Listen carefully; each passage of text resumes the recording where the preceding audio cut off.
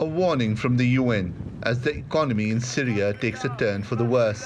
Even as active conflict in some areas has subsided, economic decay and the compounding impact of COVID-19 are driving deterioration in people's life experiences. Food insecurity and malnutrition are expected to rise significantly, as is the overall number of people in need of humanitarian assistance.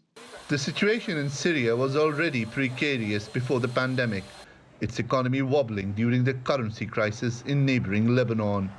Many Syrians had kept savings and investments there, which were wiped out as the Lebanese pound crashed in early 2020. The difficulty was compounded by sanctions, mainly by the US, which were implemented in July. Parts of Syria still mired in the conflict were the first hit. We cannot buy anything. We do not have any money or any jobs. We are unemployed. The prices are very high. The shelter greatly suffers from everything, from thirst and from hunger. The humanitarian organizations haven't visited us in 2 months.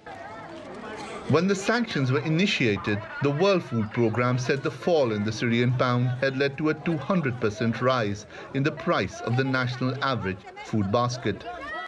It's a situation that's now enveloped the country, including the capital, Damascus. The UN says that's led to rationing of staple foods across the country, especially bread.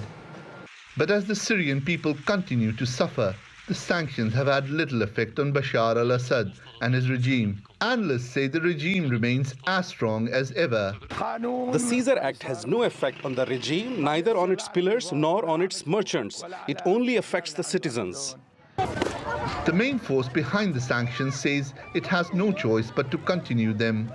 Each one of us must make the right choice.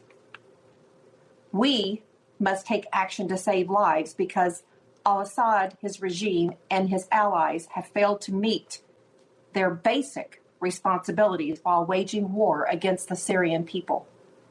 They have turned humanitarian aid into a weapon of this war for almost a decade. The Syrian people disagree. They say they are the ones being hit hardest. Shoaib Hassan, TRT World.